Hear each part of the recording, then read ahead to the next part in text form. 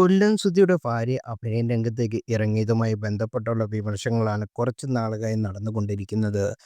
ആൽബത്തിൽ അഭിനയിച്ചതിന്റെ പേരിൽ വ്യാപകമായ വിമർശനമാണ് രേണുവിന് നേരിടേണ്ടി വന്നത്. പിന്നാലെ രേണു സുധി വീണ്ടും വിവാഹിതയായി എന്ന തരത്തിലും പ്രചരണം ഉണ്ടായി. വിവാഹവേഷത്തിൽ മറ്റൊരാൾക്കൊപ്പം നിൽക്കുന്ന ചിത്രങ്ങളും വീഡിയോയുമൊക്കെ പുറത്തു വന്നതോടെ ഇത്തരമൊരു പ്രചരണം ഉണ്ടാകുന്നത്. ഇവർ വിവാഹിതരായോ എന്ന ചോദ്യചിഹ്നമായി രേണുവിന്റെ ചിത്രങ്ങൾ വൈറലായി. ഭർത്താവ് മരിച്ച ശേഷം ഇനിയൊരു വിവാഹമില്ലെന്ന് പറഞ്ഞ രേണു ഇതെല്ലാം മറന്നോ എന്നിങ്ങനെ ചോദ്യങ്ങളും ഉയർന്നു വന്നു. ഒടുവിൽ ഈ വിഷയത്തിന് പ്രതികരിക്കുന്ന ഡോക്ടർ മനു ഗോപിനാഥ്. ആയുർവേദ ഡോക്ടറായ മനുവായിരുന്നു രേണുവിനോടൊപ്പം ഫോട്ടോഷൂട്ടിൽ ഉണ്ടായിരുന്നത്. ഇങ്ങനൊരു ഫോട്ടോ എടുക്കാനുണ്ടായ കാരണം എന്താണെന്നും ഇപ്പോൾ അതിനെ പേരിലുണ്ടായ വിവാദങ്ങളെക്കുറിച്ചുമൊക്കെയാണ് അഭിമുഖത്തിൽ നൽകിയപ്പോൾ മനു വ്യക്തമാക്കിയത്. ഡോക്ടർ പറയുന്നത് ഇങ്ങനെ: ഞാനും രേണുസുധിയും വിവാഹിതരായെന്ന തരത്തിൽ പ്രചരിക്കുന്ന ഫോട്ടോ ഒരു ബ്യൂട്ടി ക്ലിനിക്കിന് വേണ്ടി ഞങ്ങൾ അഭിനയിച്ച പരസ്യ ചിത്രമായിരുന്നു.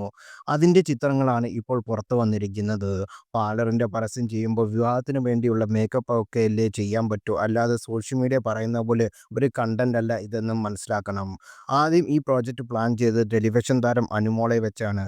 പക്ഷേ അവർ അതിൽ നിന്ന് പിന്മാറി. ഈ ചിത്രങ്ങൾ പുറത്തു വന്നാൽ ഇത്തരമൊരുത്തത്തിൽ വിവാഹം കഴിഞ്ഞെന്ന തരത്തിൽ ആളുകൾ പ്രചരിപ്പിക്കുമെന്ന് തനിക്ക് പേടിയാണെന്ന കാരണം പറഞ്ഞുകൊണ്ടാണ് അനുമോൾ ഇതിൽ നിന്ന് പിന്മാറിയത്.